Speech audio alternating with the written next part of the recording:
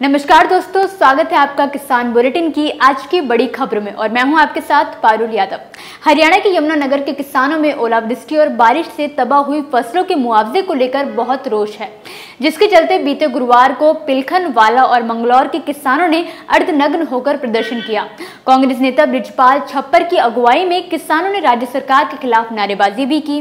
किसानों ने चेतावनी दी है कि अगर सरकार ने जल्द ही तबाह हुई फसलों का उचित मुआवजा नहीं दिया तो सरकार के खिलाफ आर पार की लड़ाई करेंगे। किसानों ने बताया कि 8 अप्रैल को हुई बारिश और ओलावृष्टि से घाट क्षेत्र के दर्जन से ज्यादा गांवों की हजारों एकड़ की फसलें पूरी तरह से बर्बाद हो गई हैं। लेकिन अभी तक सरकार की तरफ से इन किसानों के लिए किसी तरह के मुआवजे की घोषणा नहीं की गई है।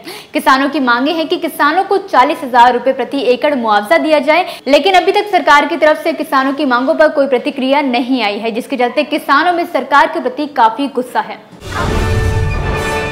अप्रैल की शुरुआत होने के साथ ही रबी की लगभग सभी फसलें भी कट चुकी हैं और जो बाकी हैं उनकी भी कटाई होने वाली है। ऐसे में मौसम लगातार अपने मिजाज बदलता नजर आ रहा है। पिछले दिनों हुई बारिश के चलते किसानों की फसलों को काफी नुकसान हुआ है। कहीं फसल बर्बाद के मुआवजे की आस में किसान धरना दे रहे हैं, तो कहीं पर कर्ज के तले दबे किसान बर्बाद हुई फसलों के चलते आत्महत्या को गले लगा रहे हैं।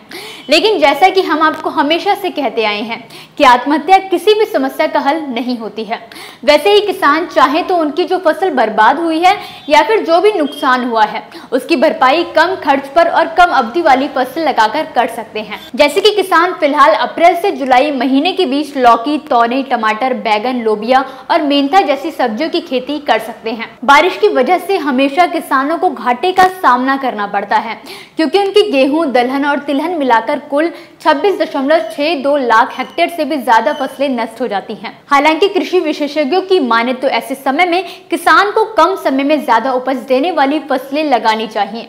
किसान इस महीने में मक्के की पायनियर 1844 किस्म की बुआई कर सकते हैं। ये किस्म मक्के की दूसरी किस्मों के मुकाबले में कम समय के अंतराल में अच्छी पैदावार भी देती है।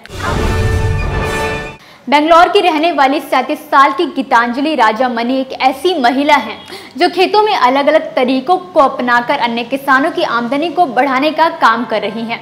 आपको बता दें कि गीतांजलि ने साल 2017 में अपने 2 दोस्तों के साथ मिलकर स्टार्टअप कंपनी फार्मिजन को शुरू किया था। गीतांजलि सबसे अच्छा काम ये कर रही हैं कि वो किसानों को पार्टनरशिप में खेती करना सिखा रही हैं। वो किसानों को साथ मिलकर जैविक खेती करवाने का काम करती हैं। दूसरी तरफ उनके खेतों को 600 वर्ग फीट आकार में बांटकर ग्राहकों को 2500 रुपए प्रति महीने की दर पर किराए पर दे देती हैं। ग्राहक को अपने मोबाइल पर ऐप के सहारे मनपसंद सब्जियां उगाने का मौका मिल जाता है। सब्जियों के तैयार होने पर फार्मिजन की गाड़ी ग्राहकों के घर तक पहुंचा दी जाती है। इससे लोगों को 100% ऑर्गेनिक सब्जियां मिल रही हैं और किसानों को बेहतर आमदनी भी हो रही है। इससे 3 महीने पहले ही फार्मिजन ने जैविक फलों की खेती भी शुरू की थी। आपको बता दें कि गीतांजलि के फार्मिजन का सालाना टर्नओवर 8.40 करोड़ रुपए का है। किसान बुलेटिन की आज की बड़ी खबरों में फिलहाल के लिए बस इतना ही। नमस्कार। अगर आप चाहते हैं कि ग्रीन टीवी इसी तरह से किसानों को सशक्त करने के लिए कार्य करता रहे, तो आप भी इसमें अपना सहयोग दे सकते हैं। डिस्क्रिप्शन पर जाकर दिए गए लिंक पर क्लिक करें, पेटीएम करें, NEFT और क्रेडिट कार्ड के जरिए भी आप हमें सहयोग दे सकते हैं। अगर आप हमारा ये वीडियो YouTube पर देख रहे हैं तो हमारे चैनल को सब्सक्राइब करें और अगर FB पर देख रहे हैं तो इसे लाइक करें और शेयर करें। दोस्तों, साल 2019 के लोकसभा चुनाव आने वाले हैं। अगर आपने अभी तक अपना वोटर ID कार्ड नहीं बनवाया, अगर आप वयस्क हैं, मतदान दे सकते हैं और वोटर ID कार्ड आपने अभी तक नहीं बनवाया है, तो हम आपसे अपील करते हैं कि अपना वोटर ID कार्ड तुरंत बनवाएं और साल 2019 के लोकसभा चुनाव में अपना मत ज़रूर डालें। मतदान करना बिल्कुल ना भूलें, ये आपका अधिकार है और अपने मतदान का सही इस्तेमाल करें।